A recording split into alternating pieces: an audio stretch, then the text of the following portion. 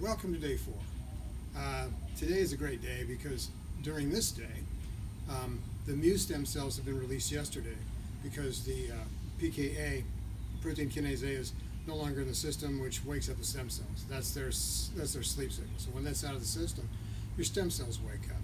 The good thing is, at the same time as you're breaking up fat for fuel because you've gone into ketosis, the mu stem cells in fat, mu's AT stem cells, come out, and they start going through the vascular system because that's where all this stuff's delivered out of the fat cells. It starts repairing the endothelial walls, the heart, and all that stuff, and are starting to be delivered to cells, into the organs.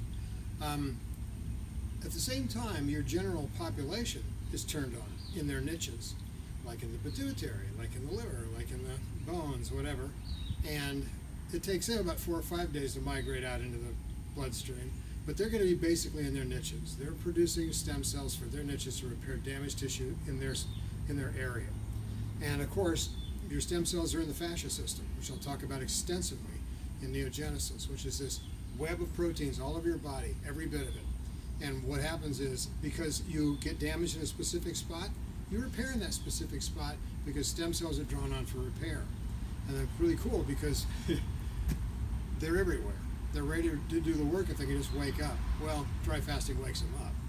So right now I'm working on getting my general stem cell population through the regeneration cycles. The mu stem cells are pluripotent. They can be one of any 3 germ lines. So they can be nerve cells, body cells, any kind of organ cell. They directly differentiate. So you really want these ones. And about 3 to 4% of all the stem cell niches have mu stem cells. These are the ones that are left over after embryogenesis. These are immortal cells. So as these cells start replacing cells in your body, my theory is you're replacing your old cells with immortal cells. And the more you do it, the younger you are. The more you do it, the longer you last. Again, the idea isn't, everlastingness. The idea here is ever-presence. You want to stay here. And the only way to do that is to make your body so young you can't die from old age. And that's what dry fasting does.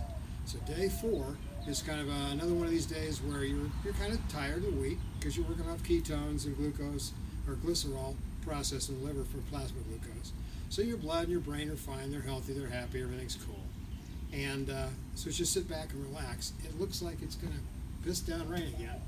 Man, I did yesterday. It was like cats and dogs in the kitchen sinks. It was crazy.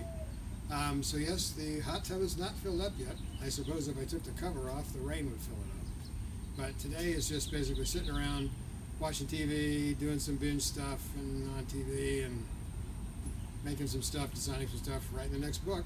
So I've got a new book for you. Anyway, this is day 4. That's what's going on today. Basically nothing. Just hanging around, taking it easy, and not overexerting yourself. Maybe go out for a little walk, maybe, or just walk around the backyard.